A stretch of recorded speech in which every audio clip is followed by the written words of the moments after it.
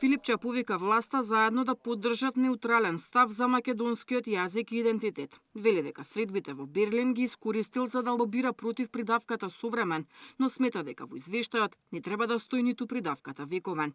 Постоењето на посебен македонски јазик и идентитет, како што вели, досега се утврдени со повеќе меѓународни договори.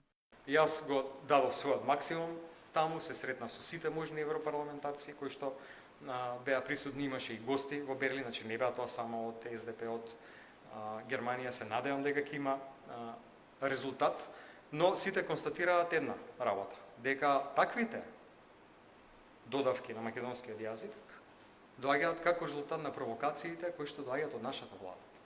Тоа е сериозно влошување на нашата положба во Европската унија. И сега сакам да упатам уште една директна порака.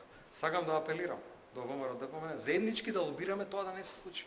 Да нема таков амандман во Европскиот парламент. Да помине неутралната дефиниција македонски јазик без никакви додавки.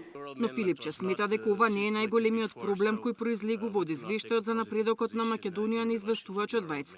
Вели дека повеќе загрижува што ова е историски најслаб извештај на Европската унија, кој потврдува дека заложбите за членство на ВМРО ДПМН се само декларативни.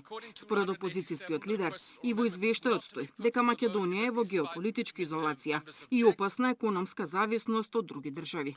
Ова говорат сите факти во однос на реформите, за кои не се задолжени ниту Бугарија, ниту Грција, туку самата влада.